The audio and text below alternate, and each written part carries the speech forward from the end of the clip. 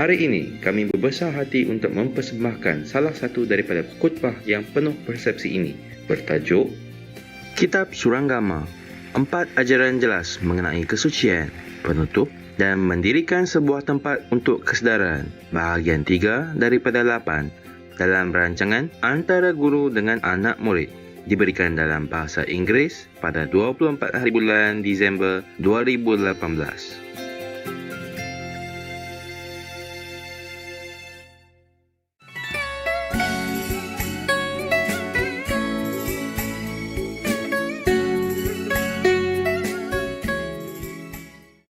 The Buddha continued, "It is the invisible appearance atop the summit of the third come one. It is the spiritual mantra proclaimed by the Buddha of the unconditioned mind, who comes forth from the summit in a blaze of light and sits upon a jewel lotus flower."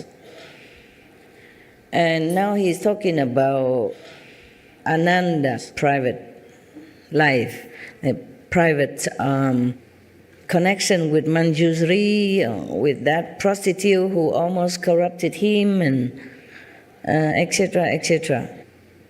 So I cut that off. Oh, you want to listen as well? I just talk about the precept here, okay? All right. Never mind. I just read it to you. What is more, your past lives with Mataji's daughter accumulated kalpas of causes and conditions.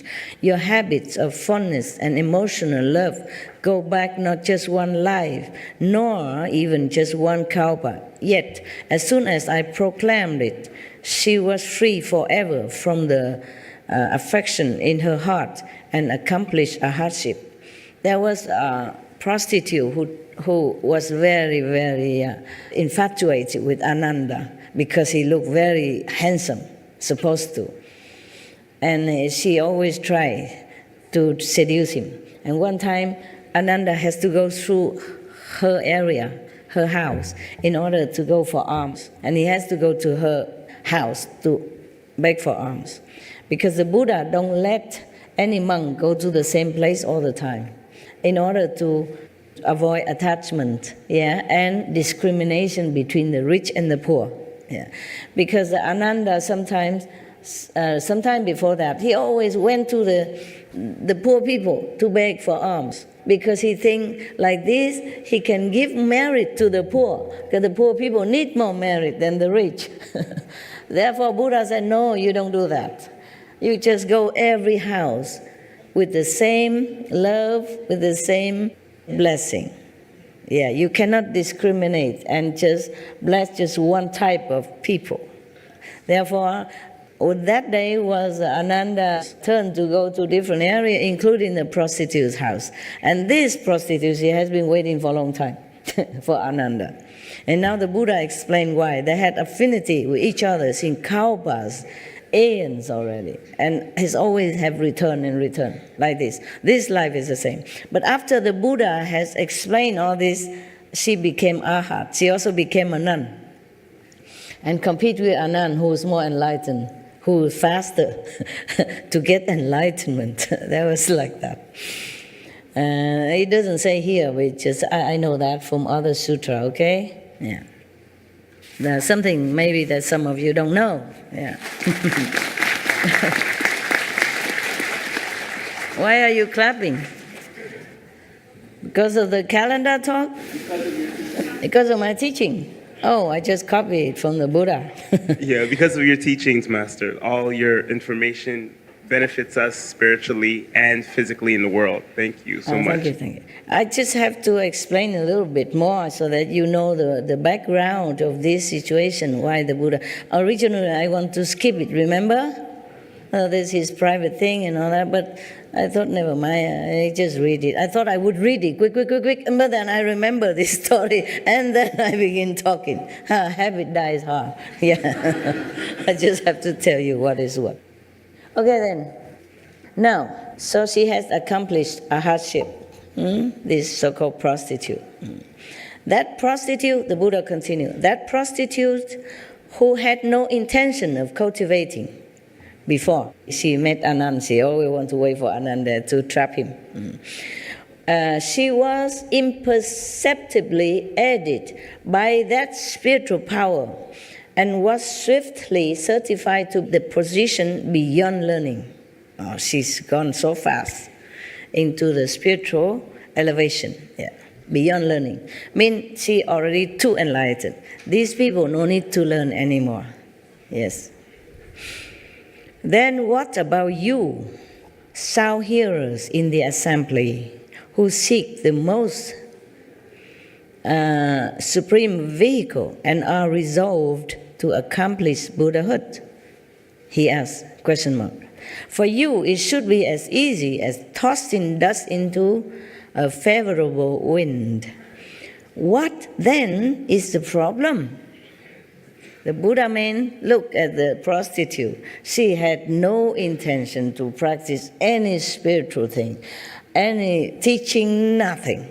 She was a prostitute even. It's a kind of opposite of spiritual way of life. For example, like that, the people look down upon prostitutes, they think they are nothing, they have no moral, no understanding, no concept of a decent life. In any country, people look down upon prostitutes. Even in such a free country where prostitution is like a professional job and is illegally practiced, still people do not think well of prostitutes. Therefore, Buddha said to the assembly of monks and maybe others, Deva and Dragon and lay people, he said, she has no idea of spiritual practice, no intention. And after I explained to her, with my power, she became Arhat. I mean, not immediately like that, but she intended to become a nun right away. And she ran to Buddha because Ananda, he almost succumbed to her charm. And then he prayed to the Buddha, please help me, Master, help me. Because she was already pinning him down like on the bed or something, and she was beginning her job, and he was already almost gone.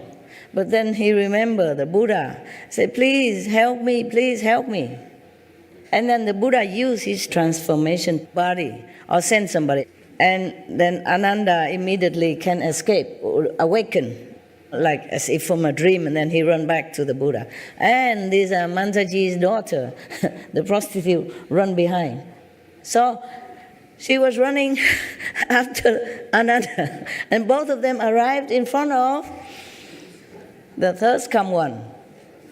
And then she said, give me back my man. I want him, I love him. Return him to me. She complained to the Buddha. He already mine. Why you take him back? Give it back to me. Okay? And then Buddha said, okay, calm down. What is it about Ananda that you like him so much? She think about it and said, I like his eyes. Yeah. She couldn't say anything. It's too much in love, too much, very already too intoxicated in her physical desire and love for Ananda. This is because of karma in the past lives. You see that? Okay? She cannot help herself. She cannot. Of all the men that she knew in the past, and that up to that moment, she cared about nobody.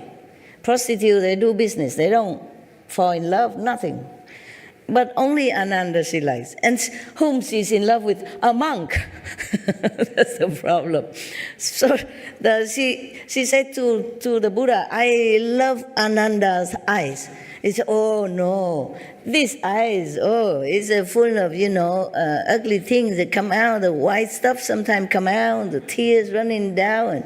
And if he's sick, all these pores coming out, you don't want his eyes. So she said, I like his nose. She said, I love his nose. Because the Buddha asked, what's the reason you like him? What is it about him? I said, I love his nose now.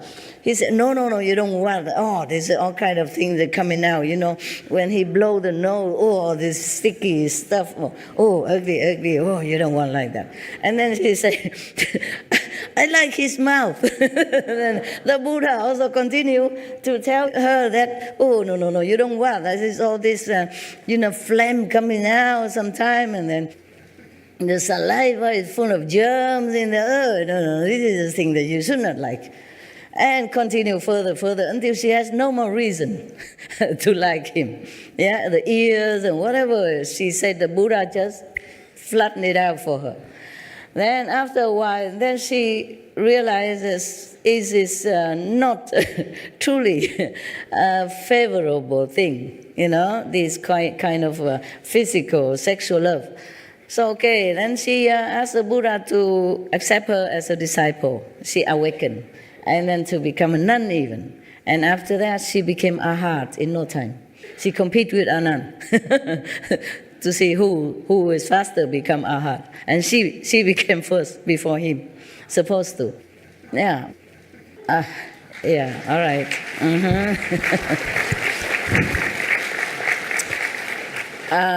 It's not because Ananda was slower or less spiritual. It's just his destiny to serve the Buddha first, okay? And to try to remember everything the Buddha said in the assembly, or whatever happened in the assembly, on all the spiritual stories that happen within the Buddha's assemblies and disciples. Just like nowadays you have miracle events, miracle stories and all that.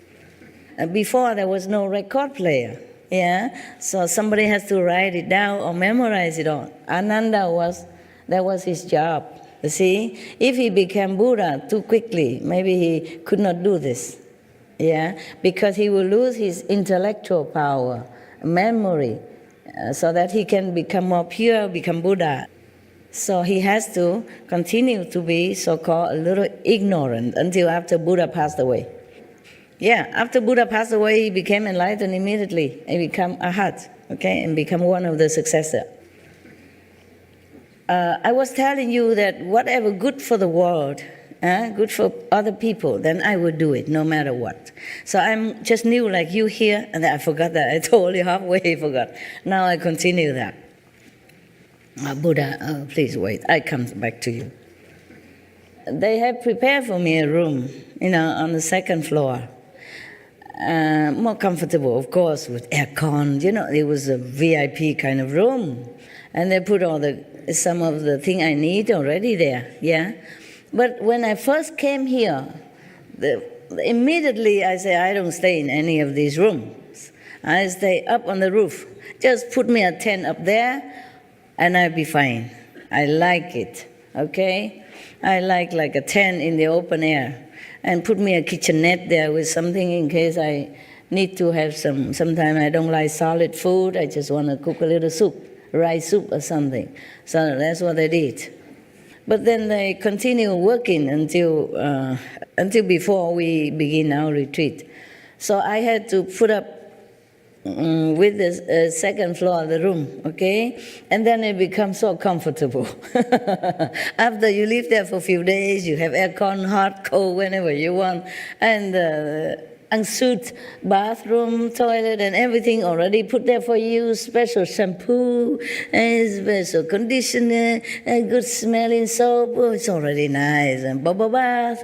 Then I continue to stay. I didn't want to leave.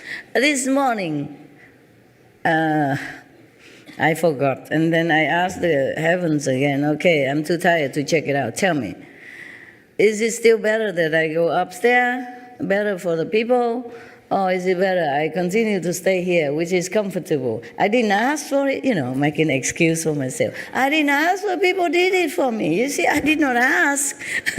So is that maybe heaven's will that I should stay here? Comfort. Because upstairs on the roof only a tent, a big tent, with a table, to work. It's actually like like an office, and a sofa, okay? No aircon, just maybe a heater, small one, or empty, okay? And later on, I came back and I saw the mosquito screen all around. It's like a room again. I said, oh no, terrible, I don't want that. I just want a tent. Okay, and all around empty. I like that. It's not like screen all in with door and all that. Even though it's just a mosquito door, I don't like it. And this is one more excuse for me to continue to stay in the comfortable aircon. Already made all the clothes beautiful hanging. Easy for me to do anything. So easy. So another excuse to stay. That's why I keep staying a few more days, and I didn't think about the roof anymore. Besides, they took away all my kitchenette stuff. Another excuse, okay? What should I do up there? I don't have anything to cook. No pan, no pot, no cooking stoves, no bowls, no spoon. I keep listing it, You see that? I have nothing. Yeah, our minds like comfort, yeah? Even I like comfort, now, especially when you're older, You have aircon, it's warmer for your back, and it doesn't stiffen your legs, and all kind of excuses I have. Yeah. But then suddenly this morning I was thinking, maybe just a trick. I should go upstairs because that's my instinct. The first day I came, I said, I don't stay in any rooms. The room has been slept in by people and used for years, decades already. I should not stay there, even though I throw all the beds out already. Just have a new sofa in and office, a table and all the office stuff, a document to work. So it just looked like an office. One sofa and a table, empty chair, like that. It's not much. And it was okay too, comfortable. Because they normally use it just for bedrooms. You come in, you just see the big bed. Nothing else. And it feels suffocating. I don't like it. Because the room already small. You put a bed in there, you can't do anything else. Even you put a chair or something in it, it feels too crowded. So I throw all the beds out anyway already, and it's more comfortable. But this morning, suddenly I wake up and say, oh no, maybe it's not too good to continue to stay here because I feel too relaxed. It's a relaxing room. It's a rest area, and my mind will not be set on working. It's the atmosphere in the bedroom is always make you feel relaxed and want to sleep. Rest, especially when I didn't ask for it, maybe heaven's will, This morning I asked, I said, okay, I'm too lazy to move again, all my things upstairs again. But okay, what is better for my work, okay, for the world? And they say, move, leave this room. I said, what, really? Repeat again. So they say, leave the room. It's better, okay? Better for you, my work, yeah? So immediately I left.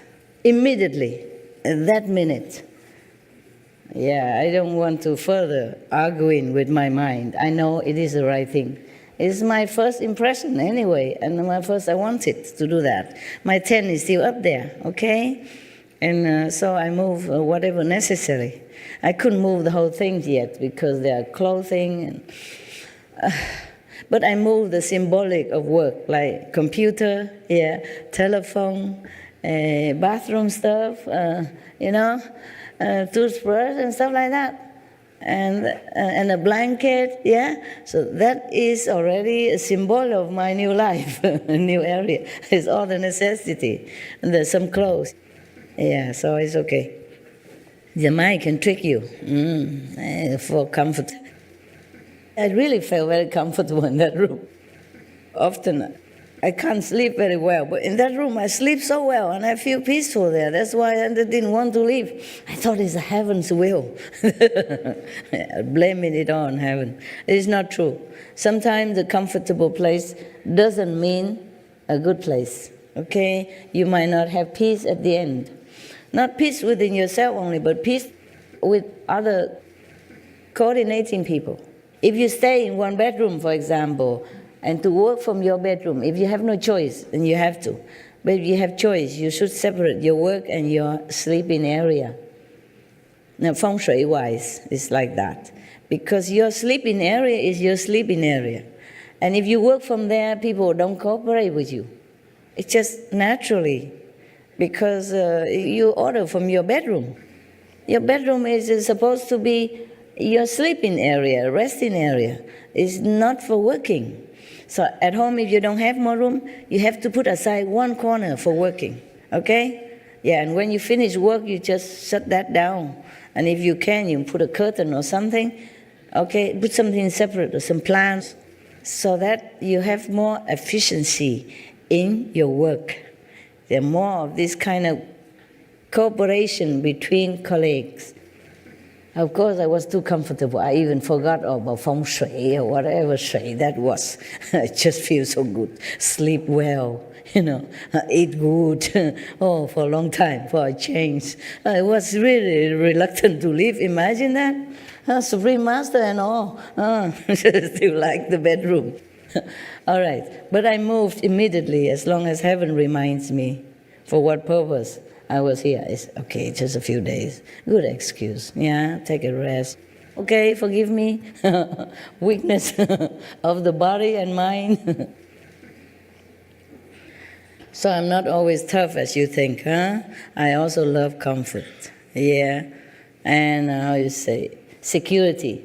Yeah. In the second floor with the bedroom is more secure because there are iron doors, locked and everything. The roof don't have any like that. But I have tried to fix it so that I can lock from my side. Normally they put lock only from the inside.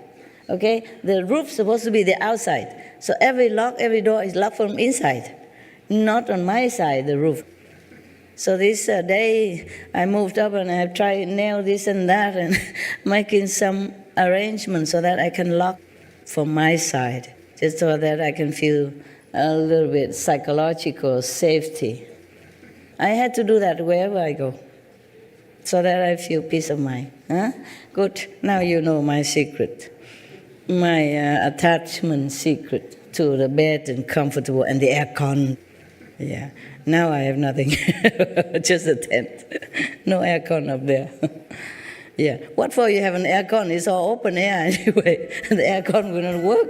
But after a while, I get used to it also. You will not feel that cold. You'll be okay. Just put more clothes on then. Huh? It is cold. It's good like that. So I can have more sympathy with you also, who lives in the outdoor tent and stuff like that. Huh? So I don't be too comfy and sleep.